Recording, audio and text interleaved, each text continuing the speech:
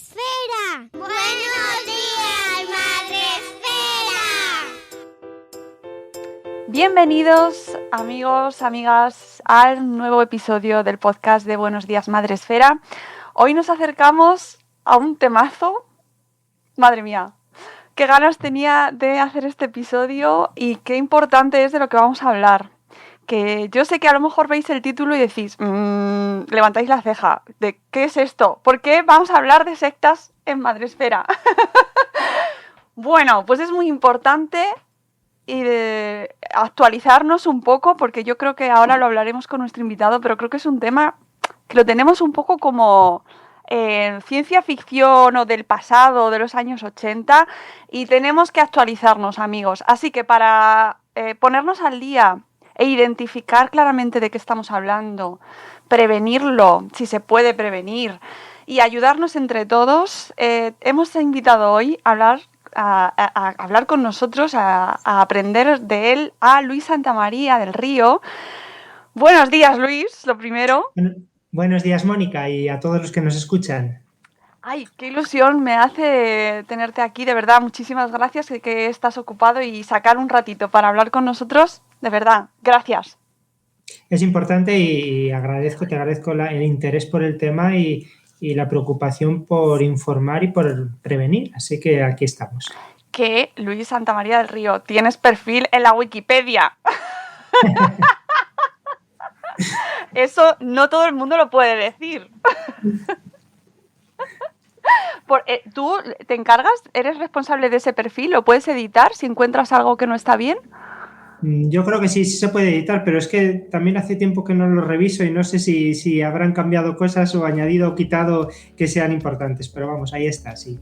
Pues mira, yo creo que lo mejor que podemos hacer es que nos cuentes tú quién eres y cómo has llegado a convertirte en una voz referente en este asunto tan importante como es la identificación y la divulgación sobre sectas.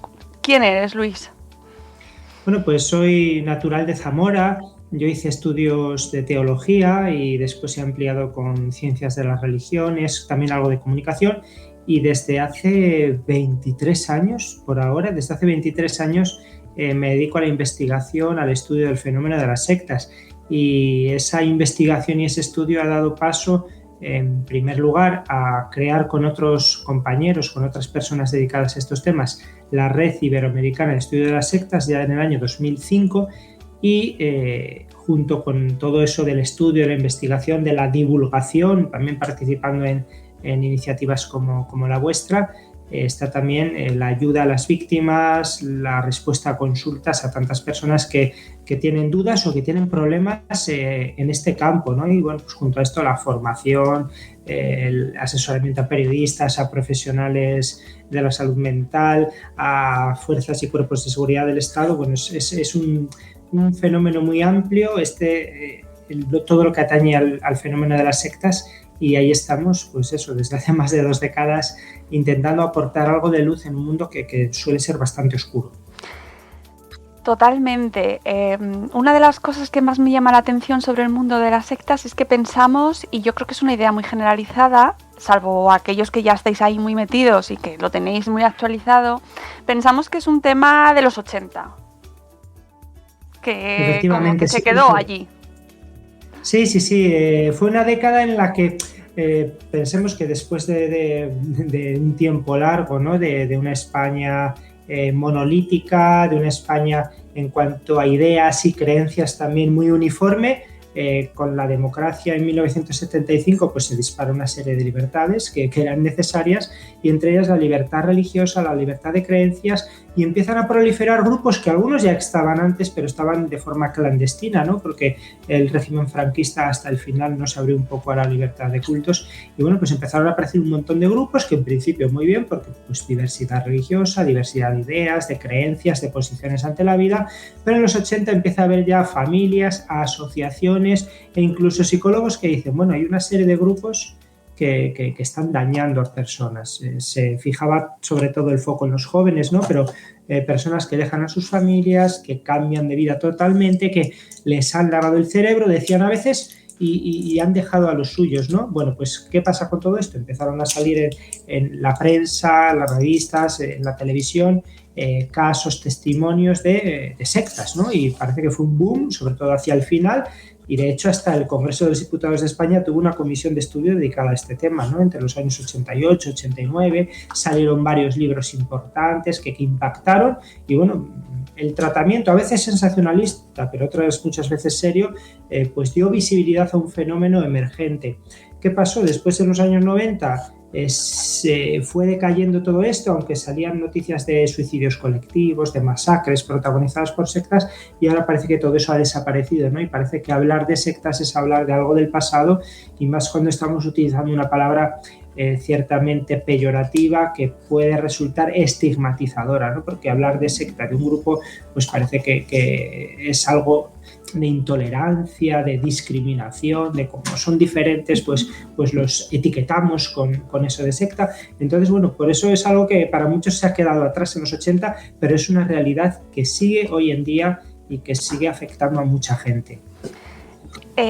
Cuando os escucho hablar a todos aquellos que estáis pues metidos mucho en este tema, sí que utilizáis, aparte de hablar de sectas, sí que utilizáis mucho otro tipo de, pues a lo mejor grupos con comportamientos sectarios, ¿no?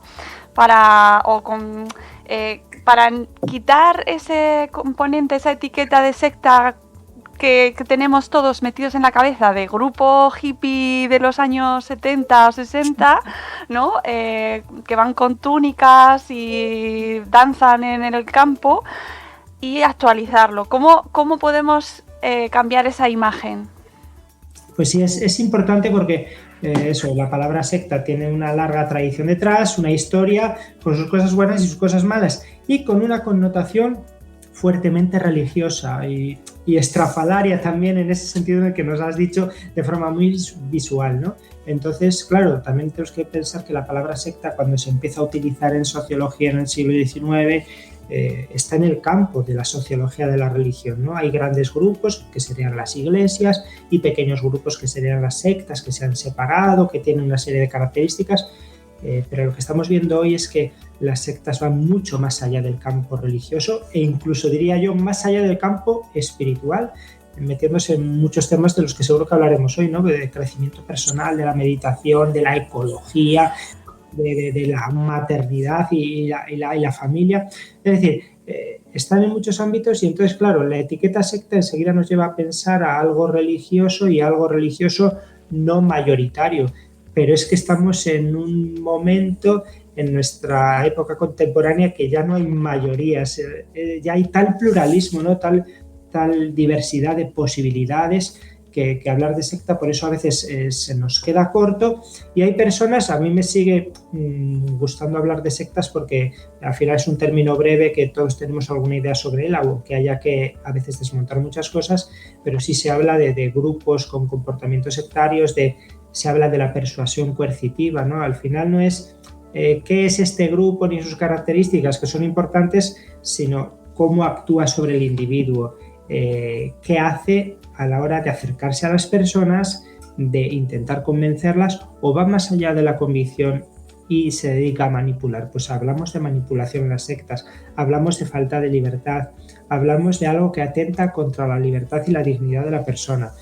Por eso muchos hablan de persuasión coercitiva, de grupos de manipulación psicológica, en Francia ahora se está hablando mucho de derivas sectarias, incluso por parte del gobierno, ¿no? El sectarismo al final es algo que va mucho más allá de unos grupos concretos, ¿no? Tenemos estas actitudes en muchas realidades de la vida y en muchas realidades sociales, lo que pasa es que están concentradas de una manera muy especial en estos grupos a los que algunos seguimos llamando sectas. Es que este tema, amigos, dará lo que dé hoy, pero sé que os vais a quedar con ganas de muchísimo más porque es apasionante. O sea, yo cuanto más os escucho, más leo, más me intereso por este mundo, más dudas tengo y más me parece que tenemos que hablar sobre él, porque tú, como especialista en este tema y tratándolo durante 20 años, ¿has visto evolución en estos comportamientos sectarios? ¿Hay alguna característica ahora mismo que creas que predomina sobre, a lo mejor, frente a otros años anteriores? Sí, yo he visto, por un lado, así desde un enfoque desde lejos, ¿no? Viendo la perspectiva de todo lo general, veo esto que te decía antes de que el fenómeno sectario ha ido desplazándose poco a poco, saliendo algo del ámbito religioso, aunque sigue estando ahí, y ampliando su ámbito de acción a muchas realidades que están fuera de lo estrictamente religioso e incluso de lo espiritual. Y eso lo constato luego en la realidad concreta de los grupos y sobre todo de las personas cuando vienen las familias a pedirnos ayuda porque ha pasado esto en nuestra casa, porque nuestro familiar pues ha cambiado de esta manera. Estoy viendo cómo, y estamos viendo, ¿no? Las personas que acompañamos a estas personas y que intentamos ayudarlas, estamos viendo cómo lo sectario se va haciendo cada vez más difuso, se va difuminando. Y lo que podíamos pensar antes, eso que llamamos el movimiento New Age, que no es un movimiento, ¿no? Que es una cultura amplia, aquello de lo holístico, lo integral, todo eso que podía parecer pues algo hippie, como nos decías antes, ¿no? O algo alternativo, sin más, vemos cómo va adquiriendo cada vez más rasgos de secta sin que estemos hablando de grupos sectarios constituidos con su líder, con su estructura, con sus doctrinas, con sus locales, con sus reuniones. Es decir, mucha gente que se acerca o que es atraída por este tipo de temas alternativos, holísticos, integrales, y que sin necesidad de pertenecer concretamente a un grupo, con unas normas, con una jerarquía, ¿no? Como te decía, pues experimenta en su vida cambios muy semejantes a los de las sectas clásicas, las sectas de toda la vida.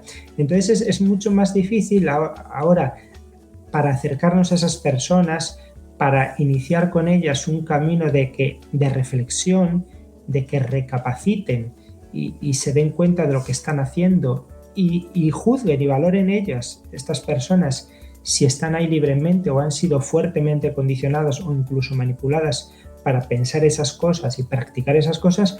Bueno, pues todo esto lo estamos viendo en general y, como te digo, es muy difícil abordar esto porque no podemos hacerle ver a esa persona: perteneces a este grupo con este líder que te ha dicho esto, que te ha inculcado, que te ha cambiado, porque a veces no hay tal grupo y a veces las personas, a través de las redes sociales, a través de internet, a través del WhatsApp, pues se ha autoadoctrinado aparentemente porque ha habido otras personas que han estado emitiendo información, proporcionándole contenidos para que esa persona cambie de forma de pensar, ¿no? Entonces, ¿cuál es la tarea?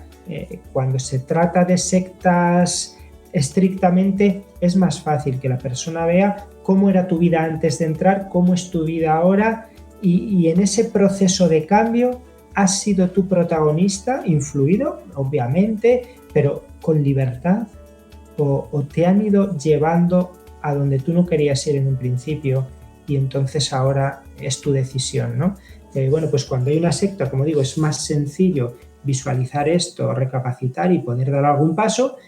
Cuando no hay una secta estrictamente, pero hay esa dinámica sectaria, ¿no? de pensamiento, de acción, de pertenencia, es más difícil, porque por supuesto nosotros cuando ayudamos a una persona no estamos ahí para sacarla de la secta, sino para que esa persona sea libre y piense por sí misma, y si decide estar en ese grupo, pues es su libertad, ¿no? Pero que sea una libertad informada, que tenga todos los datos, los que le oculta el grupo, los que le oculta ese canal de YouTube, porque a veces no estamos hablando de un grupo, claro, o ese grupo de Telegram o ese lo que sea. Bueno, pues hay que ayudar a que la persona piense por sí misma, sea crítica y pueda decidir. Ojo, me parece importantísimo eso que has dicho, porque claro, ya no es un sitio al que vas o un grupo de gente con el que te reúnes a lo mejor todos los martes, o incluso con los que te vas a vivir a una comuna, ¿no? Ya no es una cosa tan tangible de donde les tienes que sacar, sino que es algo muchísimo más sutil. ¿Qué caracteriza para ir dando pistas a la gente que vaya un poco encendiéndose ahí esa bombilla que queremos que después de este programa se nos encienda? ¿Qué caracteriza a estos grupos con comportamientos sectarios o a estas sectas hoy en día? Bueno, pues una de las cuestiones fundamentales que tenemos que estar alerta para identificar es cuando estos grupos proponen una solución, un remedio mágico, automático, sencillísimo para todos los problemas a la vez. Nuestra vida es difícil, el mundo está como está y esta situación de crisis es la que aprovechan las sectas y la que aprovechan los gurús y los captadores de las sectas para acercarse a nosotros, ver cuál es la necesidad concreta que tenemos, cuál es nuestra vulnerabilidad, cuál es la herida que llevamos por dentro, o cómo está nuestro mundo alrededor. Y ahora en situación de pandemia pues es fácil que a todos nos lleguen por algún lugar explotando nuestros miedos, nuestras incertidumbres, porque las cosas están como están, ¿no? Desde lo más material de si voy a tener trabajo o voy a tener de qué comer, hasta bueno, pues ¿para qué estamos en este mundo? ¿Qué sentido tiene vivir? O sea, desde lo más material hasta lo más trascendente, bueno, pues ahí van a estar y nos van a ofrecer una solución fácil a cuestiones ciertamente complejas, ¿no? A cuestiones de salud, pensamos en las pseudoterapias, a cuestiones de entender la historia, entender el mundo, entender la política, pensemos en tantas propuestas de la conspiración, ¿no? Y de tener un conocimiento especial, pues las sectas se nos van a presentar como los que tienen esa solución, esa receta, ese remedio o esa clave de interpretación de toda la realidad, que es muy sencilla y solo si estás con nosotros podrás descubrirla, ¿no? Y somos nosotros los que somos de alguna manera especiales, porque hemos sido elegidos por Dios o por los dioses en las sectas de tipo más religioso, o porque hemos descubierto la sabiduría oculta desde los siglos o lo que nos revela en nuestro ser interior, las menos religiosas. Bueno, pues esa clave de interpretación de la realidad y de solución a todo lo que nos pasa, bueno, pues está ahí, ¿no? En segundo lugar, una clave importante sería también cuando nos intentan separar de nuestras redes sociales. Y me refiero a redes sociales a lo que ha habido siempre antes de que hubiera internet, es decir, nuestra familia, nuestros amigos, es decir, las personas que nos quieren y nos valoran, las personas a las que queremos y valoramos, ¿no? La secta lo que quiere hacer es aislarnos, y como cada vez es más difícil aislarnos físicamente, ya cada vez hay menos sectas de tipo comuna y de tipo hippie, ¿no? Que nos vamos a una ashram o una casa rural, aunque sigue habiéndolas, ¿no? Y nos retiramos del mundo y vivimos todos juntos esta experiencia comunitaria, que también las hay, pero cada vez es más común que nos encontremos con grupos que lo que quieren es aislarnos interiormente, ¿no? Tú continúas viviendo con tu familia y no te independices, porque así tenemos un adepto mantenido, ¿no? Sigue viviendo con tu familia, sigue trabajando, por supuesto, porque esos son ingresos, sigue estando con tus amigos, porque al final también vas a servir para captar a otros, ¿no? Para atraer a tu círculo cercano. Pero lo que quieren es aislarnos interiormente, las sectas, para que todas nuestras referencias vayan de forma unívoca al líder, a los líderes, al grupo, a la doctrina, a las prácticas que se hacen. Es decir, la secta se nos presenta como nuestra nueva familia. El líder o la líder es el padre o la madre verdaderos, porque nuestra familia biológica pues es lo que nos ha tocado la China, y encima está en contra de nuestro despertar espiritual, de nuestro desarrollo, de que lleguemos a ser dioses o lo que sea. Entonces la secta es nuestra familia de verdad, la familia de elección, la que hemos elegido nosotros, o mejor, la que nos ha elegido. Somos especiales. Entonces, lo que va a hacer la secta es sembrar la sospecha de forma implícita o muchas veces de forma explícita sobre lo que te van a decir tus padres, tus hermanos, tus hijos, tu esposo o esposa, lo que van a decir tus amigos, que van a decir que eres raro, que te hemos comido el coco, pero no, la verdad es que aquí has encontrado la verdad, ¿no? Has encontrado la verdad, has encontrado la salvación, la liberación, la autorrealización, el concepto que se nos venda, y entonces eso nos va a hacer cortar con todas las realidades anteriores, todas las realidades personales que están a nuestro alrededor y que nos ayudarían a ser críticos, que nos ayudarían a ser nosotros mismos, porque lo que quieren es que seamos felices de una manera u otra, pero que seamos felices, ¿no? La secta nos va a poner ahí en perspectiva la felicidad como el objetivo, pero lo que va a buscar la secta es su propio bien utilizándonos a nosotros, ¿no? Bueno, esos serían dos elementos importantes, yo creo. El elemento más de contenido, ¿no? De un mensaje que se nos presenta como lo mejor, mezclando elementos verdaderos y elementos ciertos. Pensemos en las pseudoterapias, por ejemplo, ¿no? Pues tienen elementos que son ciertos, cosas que son verdad, pero que las mezclan con otras de manera que al final nos tengamos que comprar todo el lote y a partir de alguna cosa que es cierta o es plausible, pues acabemos tragándonos un montón de cosas que no nos interesan. Y luego también tenemos que ser muy, muy cautos con ese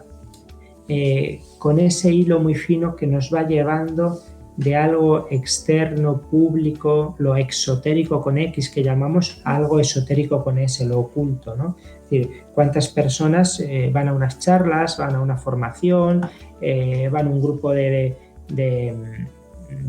terapia, de ayuda, de lo que sea, y son llevadas al final a algo que es muy diferente, ¿no? O sea, la secta ofrece un señuelo, la secta ofrece un señuelo y luego nos va llevando de forma paulatina a algo que es muy distinto, y cuando nos queremos dar cuenta ya es muy tarde, ¿no? Como yo recuerdo un exadepto que decía, yo fui a unos cursos de filosofía porque me interesaba la filosofía clásica, no la que se estudia en las universidades, decía él, y acabé saludando a mis líderes de un grupo esotérico con el brazo derecho en alto, ¿no? ¿Qué cambio de una cosa a la otra?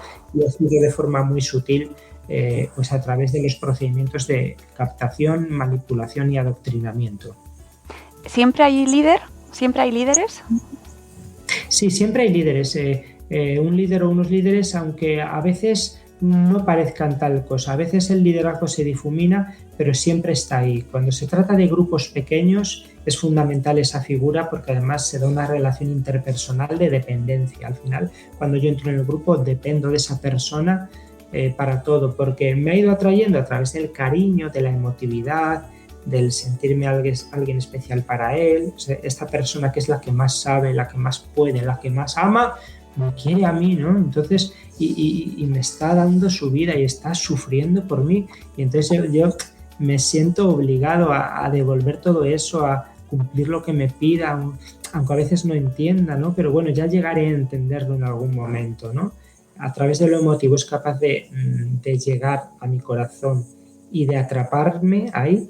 Y entonces en las sectas más pequeñas hay ese contacto directo. Cuando las sectas son más grandes, y pensemos en grupos con miles o millones de personas, con sedes en todo el país o en un montón de países, el liderazgo sí está más difuminado, porque yo en último término o no he visto nunca o veo en muy pocas ocasiones a esos líderes supremos, que son la encarnación de la divinidad, de la sabiduría, de lo que sea, o bien eso está muy mediatizado por los líderes de los escalones inferiores, el que tengo yo en mi sede, en mi local, que representa directamente, y al final el procedimiento de manipulación y de dirección está muy estratificado, de forma que los líderes de abajo se comportan de la misma manera o incluso peor que el líder supremo, ¿no? Para mantener al grupo cohesionado. Entonces siempre estamos hablando de liderazgo, pero hay que ser hábiles para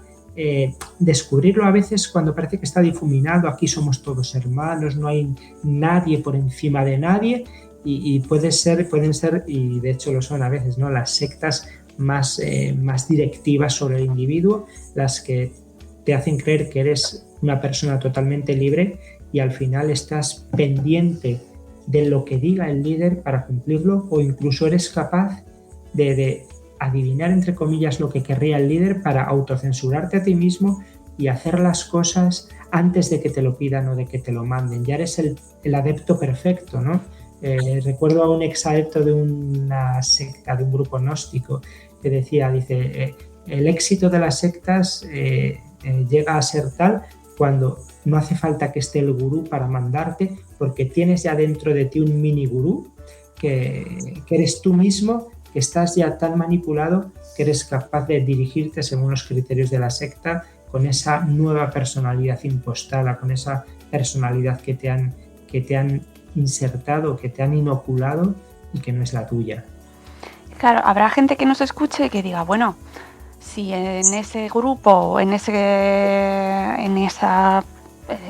comunidad encuentran, la persona que encuentra su felicidad y se siente bien, ¿qué problema hay? ¿Por qué tenemos que por qué tenemos que estar en contra de que eso suceda? Es un tema importante y un tema delicado porque, claro, hasta dónde es real esa felicidad que está viviendo. Claro, nosotros desde fuera decimos, es una felicidad subjetiva. Esa persona dirá, no, yo es que soy feliz realmente. No como quieren mis padres, que te han llamado por teléfono para pedir ayuda. Yo es que soy feliz y estoy en mis cabales y tengo mis estudios, tengo más estudios que tú, como me ha llegado a decir algún adepto, ¿no?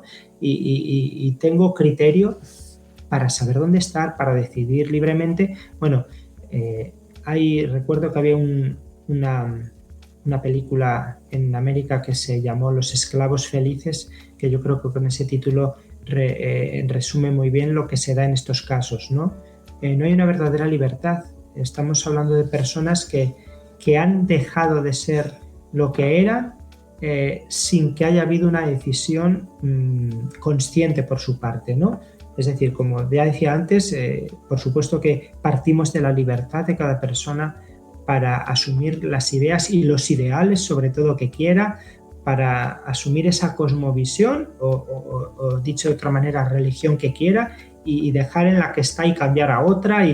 Es decir, yo me estoy convencido de la posibilidad y de la bondad de la conversión personal, gente que además que cambia de forma radical, pero cuando eso sea algo asumido conscientemente y libremente. En las sectas lo que se da es un proceso de persuasión coercitiva por el que, por una serie de técnicas muy concretas, se va haciendo que la persona vaya yendo a donde nosotros queremos, nosotros me refiero a la secta, sin que haya un consentimiento informado, como diríamos en otros ámbitos, ¿no?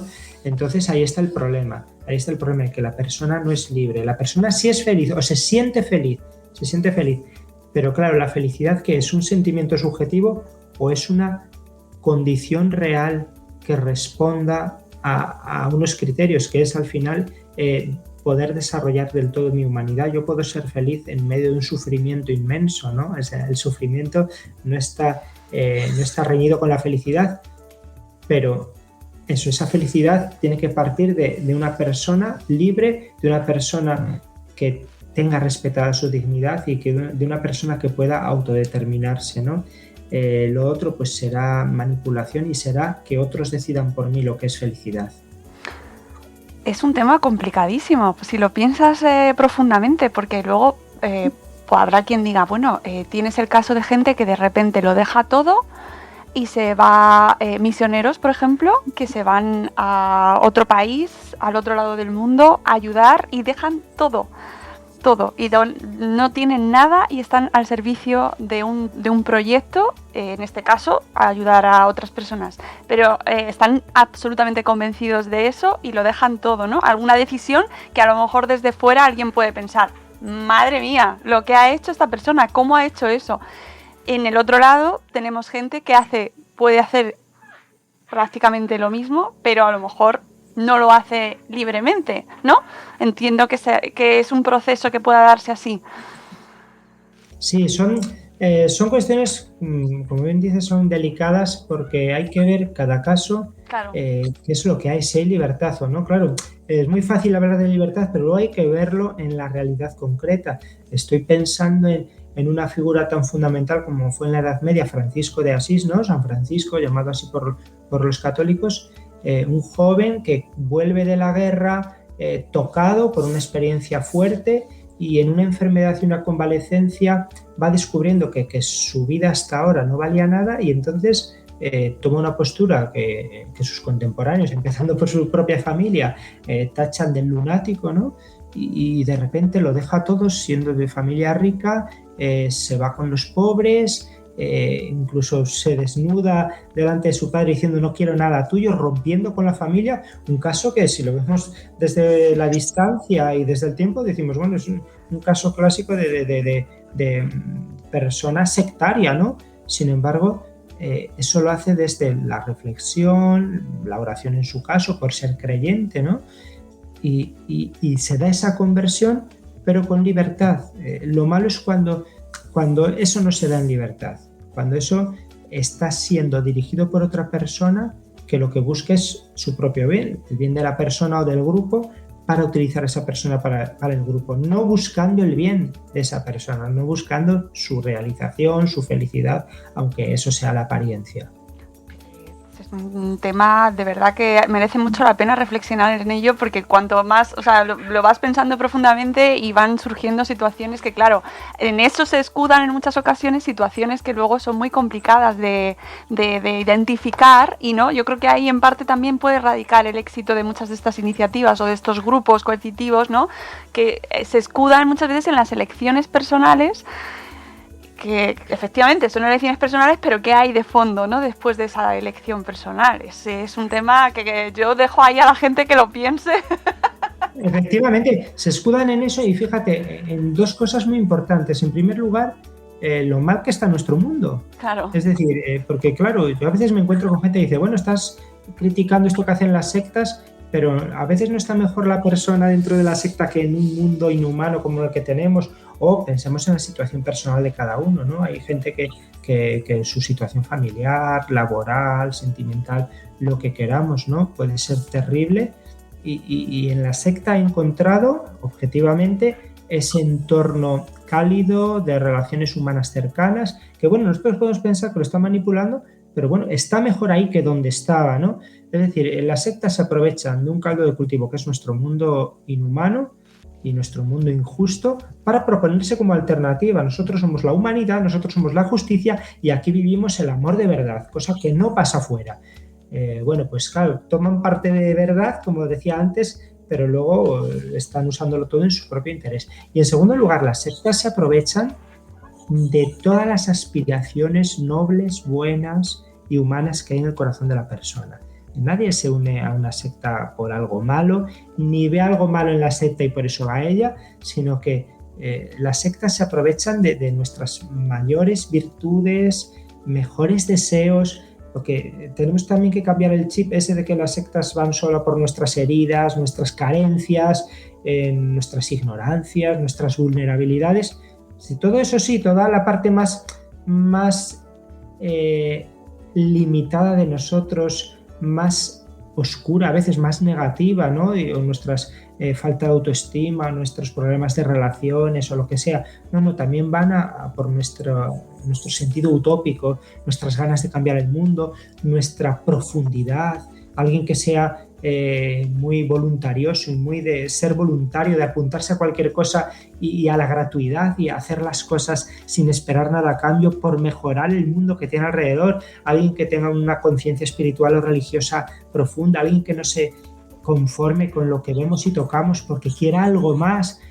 Todo eso bueno también lo aprovechan las sectas, y por eso aparecen para muchas personas, por desgracia, como la única posibilidad de realizar esto, de cumplir esto y de mejorar el mundo de alguna manera, ¿no? Pues lo mal que está el mundo y lo bueno que hay en el corazón de las personas, eso lo aprovechan las sectas en su desarrollo y por eso algunas duran tanto tiempo, ¿no? Aunque se descubran elementos negativos, cosas críticas, bueno, ahí siguen porque nuestro mundo sigue mal y la secta se sigue presentando como una forma de solución y porque nosotros no nos conformamos con lo malo y queremos mejorar personalmente y a nivel social, a nivel global. Fundamental esto, y además eso me lleva a cuando entran estos grupos con comportamientos sectarios a la hora de educar en la familia, en cuanto a básicamente porque los padres queremos lo mejor para nuestros hijos.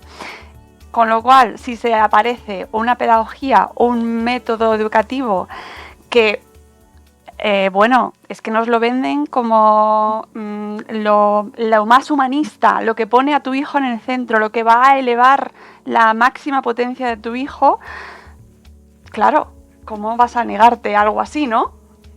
Es peligrosísimo. Mira, recientemente ha habido unas jornadas en la Universidad de Barcelona hablando sobre la infiltración de lo sectario en el mundo educativo. Estaban pensadas sobre todo en el mundo universitario, donde hay casos y casos muy graves de todo esto, pero yo creo que si vamos retrocediendo hacia la educación secundaria y la primaria y la propia crianza en las familias, que al final es la educación fundamental, yo creo que es mucho más peligroso. Primero porque tenemos personas, víctimas más débiles, que son los más pequeños, ¿no? Y en un momento de configuración de su vida, de su personalidad, su desarrollo, o sea, lo que va a determinar el resto de su vida. Entonces, hay un montón de propuestas en torno a lo educativo, ¿no? Y a lo familiar, como acabas de decir. Te pongo un ejemplo para que veamos lo cautivadoras y lo atractivas que son.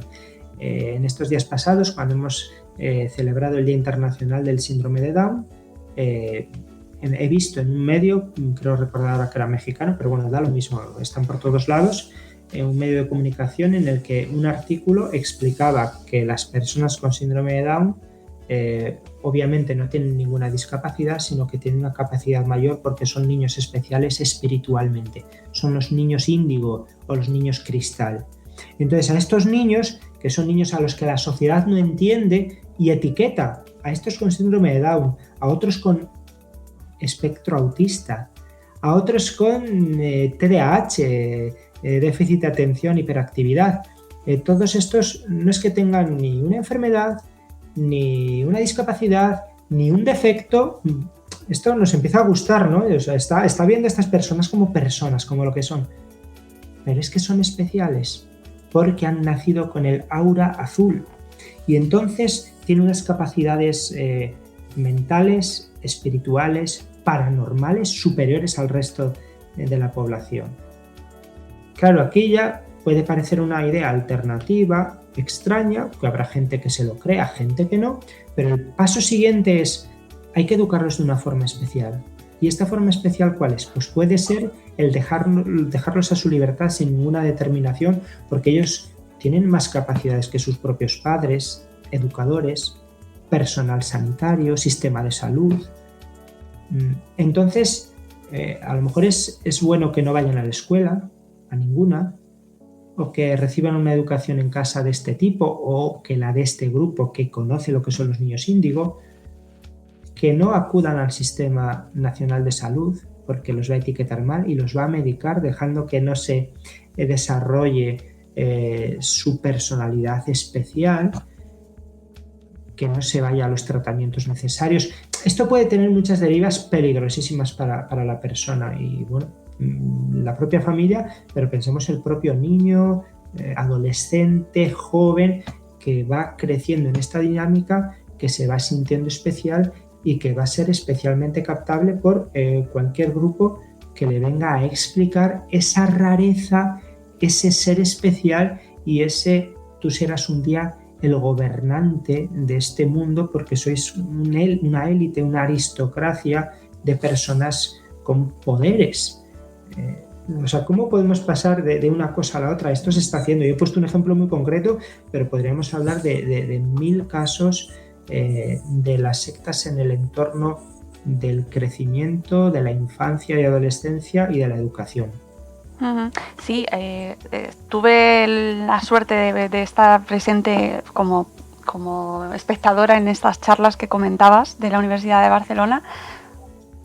Alucinante, o sea, y un poco aterrador también porque asistes a cómo se van infiltrando desde los propios profesores, desde los propios maestros que van abrazando con todo el amor porque creen que es una práctica poderosísima y lo mejor para sus alumnos, pues creencias a lo mejor que vienen de hace un montón de tiempo, mágicas, que no están basadas en la ciencia y con una base totalmente científica, ¿no?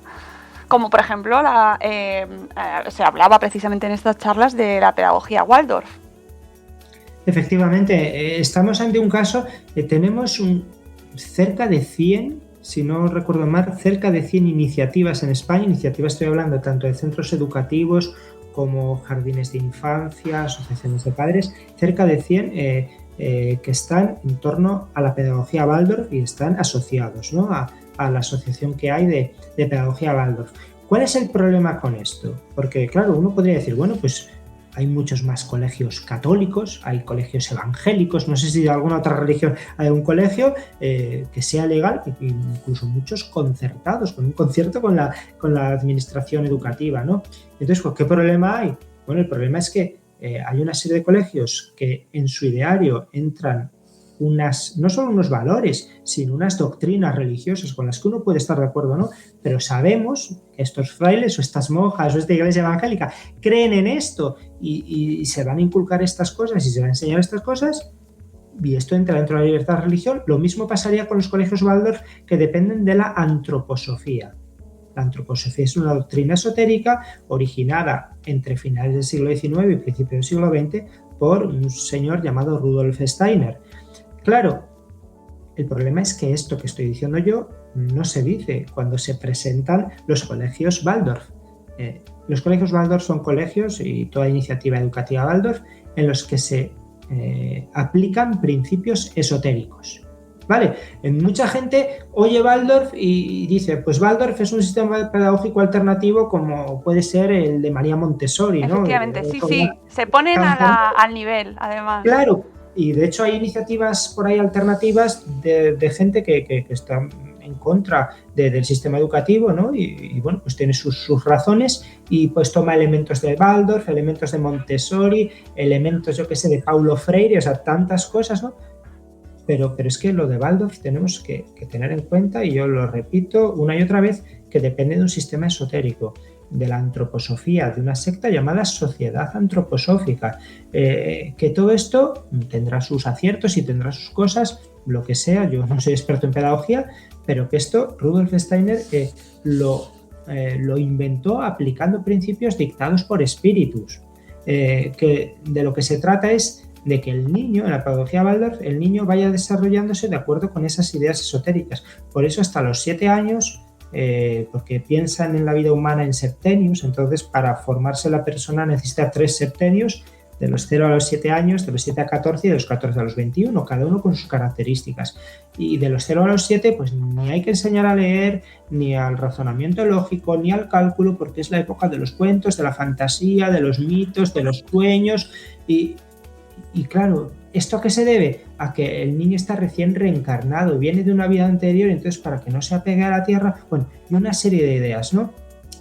Es una pedagogía que en principio no es directiva, se deja mucho a la libertad del alumno, pero eso es en la teoría, porque en la práctica es una pedagogía que se basa mucho en la imitación del maestro. No hay fuentes alternativas a las que el alumno pueda acudir para contrastar las cosas. Entonces, bueno, al final se está formando, educando a un individuo muy dependiente de unas ideas mágicas, con una serie de dinámicas que pueden parecer muy de la naturaleza, muy alternativas, muy agradables, porque es algo visualmente y atrae mucho a las familias, ¿no?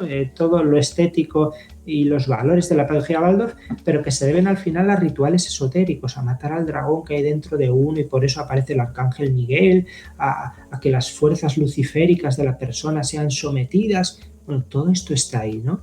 Y cuántos casos ya he conocido de familias que llevaron a su hijo a un colegio Waldorf o colegio Steiner por buscar algo alternativo, incluso también porque se está haciendo una pedagogía muy utilizada por famosos, y al final por ese prurito de bueno, yo llevo a mis hijos donde lo llevan las élites, bueno, se está también ahí, por caro que sea, porque es una educación costosa. Y resulta que esas familias a veces, sin saber dónde se metían, sin saber qué era esto, antroposofía, han sido captadas al final para esta secta. No pasa con muchas, pero con algunas sí pasa. Cuando alguien tira del hilo y quiere ir más allá, y a mí me gustan estos valores, estas cosas que enseñan a mi hijo, yo también quiero aplicar esto en mi vida, y al final se meten en esa vorágine de la antroposofía. Que entre otras cosas, digo, porque como está el tema tan de moda y es tan candente en estos tiempos, pues están en contra de las vacunas. ¿Por qué? Exactamente. Porque las vacunas interrumpen, dificultan el desarrollo espiritual del individuo. Y entonces tenemos en muchos lugares del mundo colegios en los que ha habido pues, brotes de enfermedades casi erradicadas por esos padres que se niegan a vacunar a sus hijos, influidos por esa doctrina esotérica. Y aquí en España, sin ir más lejos, en la provincia de Álava, hemos tenido un colegio que fue intervenido porque no se ponían mascarillas al principio de curso, ¿no? Bueno, pues ahí están los efectos reales de algo que nos puede parecer muy difuso, muy extraño, pero tolerable, y que puede ser y es muy peligroso para todos. Y levanta mucha... bueno, yo sé que esto que estamos hablando traerá ahí comentarios porque ahora, tiene muchos defensores, incluso entre los propios maestros y las maestras, porque defienden pues cómo se trata al niño, la posición que adquiere, ¿no? Y cómo se le pone en el centro, que yo no discuto que esos valores, que haya cosas que la pedagogía mainstream, ¿no? Que se usa en el resto de colegios pueda aprovechar, y que no digo que no existan valores positivos, pero que la gente sepa lo que hay detrás, ¿no? Y lo que hay en el fondo y qué valores, igual que si no crees en la religión católica, no vas a llevar a tu hijo a un colegio católico, o lo vas a llevar pero sabiendo qué valores hay en tu casa, que sepas y que seas consciente de el resto de cosas, ¿no? Es decir, creo que, porque seguro que habrá quien nos lo diga en este caso. Sí, pero yo creo que igual que permitimos su libertad a la hora de proponerlo y decirlo, que respeten nuestra libertad a la hora de mostrar esto. Porque, claro, muchas veces juegan con esa desinformación y con ese... Y dirán que estamos atacando, estamos criticando. Yo no considero que esté atacando ni criticando nada. Tengo una postura, por supuesto, que es crítica, pero yo lo que estoy es mostrando esa cara de la realidad que ellos a veces ocultan. Yo por eso a mí me gusta mucho ir a los textos, a los libros, a los propios materiales de estos grupos, para que se vea lo que dicen y para desentrañar su discurso. Por eso la RIES, a la que pertenezco, tenemos una biblioteca. Tenemos ya cerca de 5.000 volúmenes donde vamos recogiendo todo esto. Hay gente a lo mejor que ha abandonado una secta o tal y nos da sus materiales. Mira, iba a deshacerme de ellos porque me traen muy malos recuerdos, pero tomadlos para que podamos investigar y para que podamos mostrar esto. O sea, no nos pueden denunciar ni nos pueden atacar por citar sus propios libros, por mostrar su propia doctrina, y que la gente esté informada y que desde la información se pueda decidir en libertad, desde la información y la formación, desde luego. No me quiero ir, sé que te tienes que ir enseguida, sin mencionar el tema de las constelaciones familiares, porque es algo que también se va infiltrando en la educación. Tuvimos podcast dedicado en concreto a las constelaciones familiares con el psicólogo Carlos Sanz Andrea, pero tú luego, cuando apareció hace unos meses, yo creo, se dio más bombo a este tema por una psicóloga, bueno, no, que no es psicóloga, es que es periodista, que realizaba terapias supuestas con esta pseudoterapia. Bueno, pues atacaste mucho desde tu perfil de Twitter y lo divulgaste y lo reivindicaste mucho, ¿no? Que estuviésemos atentos. Y esto también está llegando a la pedagogía a través de la pedagogía sistémica. También los profesores están llevando a cabo, lo están introduciendo en las clases y en las aulas, y esto también hay que contarlo. Sí, esto fue en enero, poco después de Navidad, y creo recordar que no critiqué ni ataqué a nadie, sino que saqué un tuit simplemente en el que... Bueno, sí, se atacaba ella sola. La frase era: la mujer violada no es una víctima, eligió ese destino. Esa frase entrecomillada, y dije, esto lo dicen las constelaciones familiares y es legal.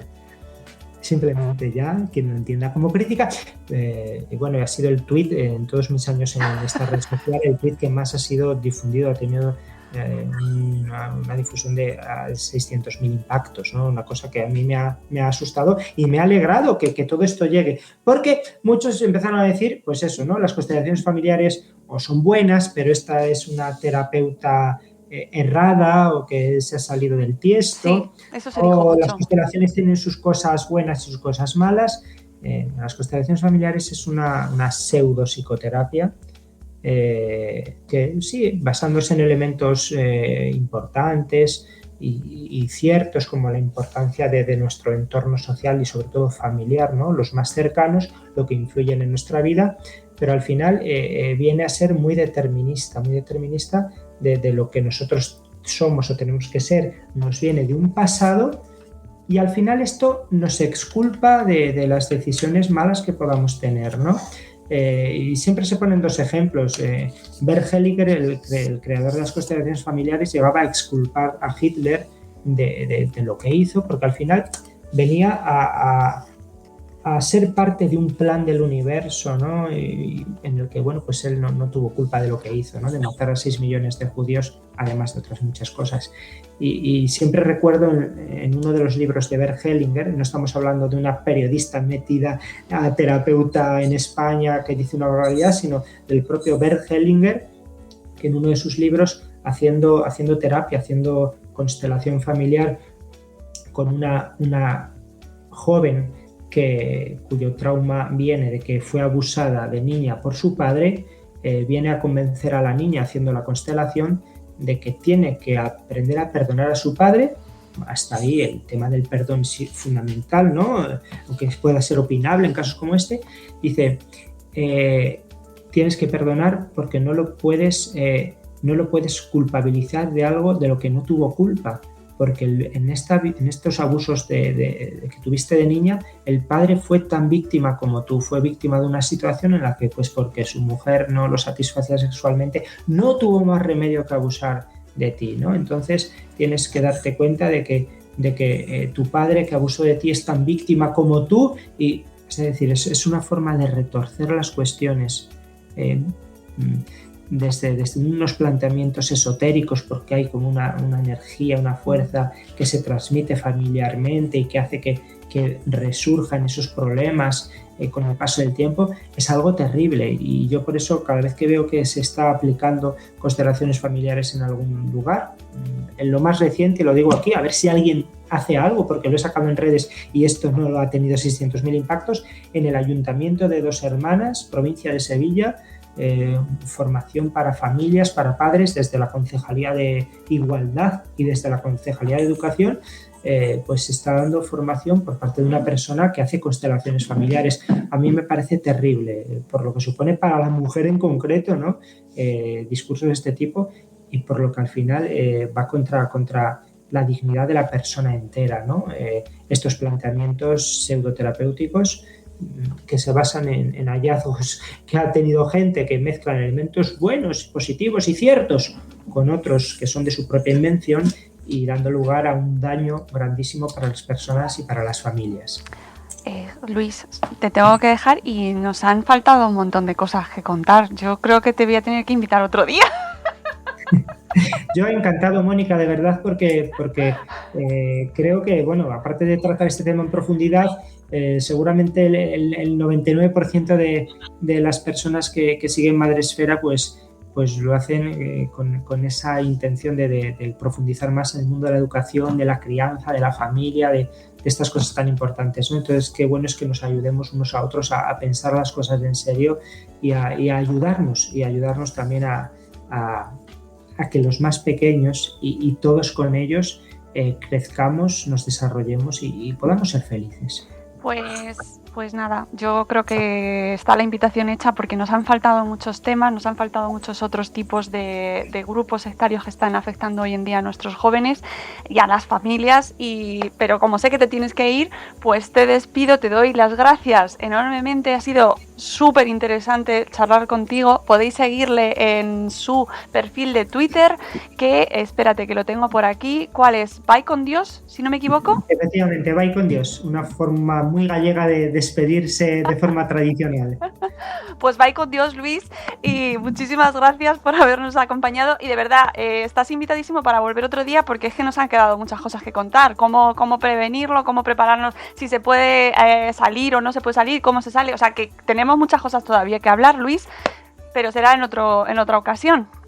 Pues hasta la próxima, Mónica, y muy agradecido, de verdad. Pues amigos, espero que os haya gustado escuchar a Luis, a mí me ha encantado, le volveremos a tener aquí, os lo prometo, y nosotros nos vamos, amigos, volveremos en un nuevo episodio de Buenos Días Madresfera. Hasta luego, Mariano, adiós.